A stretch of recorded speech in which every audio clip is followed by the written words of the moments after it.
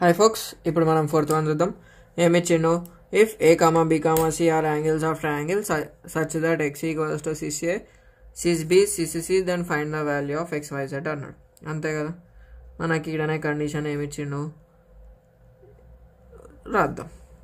a comma b comma c are angles of a triangle.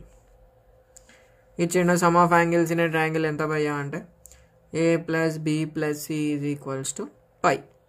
It is nothing but 180 degrees equation 1 అని పెట్టుకుందాం. So ఇప్పుడు xyz గా x dot y dot z value కనుక్కోమన్నాడు. x అంటే ఏమి ఇచ్చిండు? గివెన్లోనే రాయాలి. Given x equals to cis A, y equals to cis B, small x ఇవన్నీ, z equals to cis C ఇది ఇచ్చిండు. అండ్ ఏబిసి అని రాసినాం. ఎక్స్ అంటే ఏంది? Cis A into cis B into cis C. So ఇట్లా మనకి ఒక ఫార్ములా ఉంటుంది. ఏంది? ఇట్లా మనకి మధ్యలో ప్రోడక్ట్ ఉంటే ఏం చేసామంటే cis of A plus B plus C అని రాస్తాం. Cis of A plus B plus C అంటే ఎంత? పై. ఇక్కడ రెండు డైరెక్ట్ ఫార్ములాలు ఉన్నాయి కాబట్టి సిన్స్ రాయాలి, బట్ మీకోసం అలా రాద్దాం.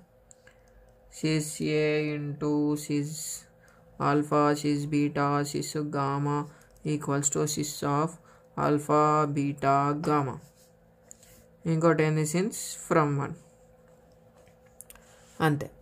ఇక్కడ మనకు ఏం రాయాలి? సిస్ అంటే ఏంది? సిస్ టీటా అంటే cos theta plus i sine theta. Short cut ఏంది ఇది? Cos pi plus i sine pi. ఇక్కడ జస్ట్ మనం వాల్యూస్ గుర్తుపెట్టుకుంటే చాలు. ఏంటంటే కాస్ పై వచ్చేసి -1, సైన్ పై వచ్చేసి 0. ఈ మనకి all silver tea cups concepts వస్తే ఈజీగా వచ్చేస్తుంది. ఒకవేళ ఆ కాన్సెప్ట్ నేర్చుకోవాలంటే మన ప్లేలిస్ట్లో ఉంటుంది, లేకపోతే all silver tea cups in Telugu స్కై ధోని అని కొడితే గిట్ వస్తుంది.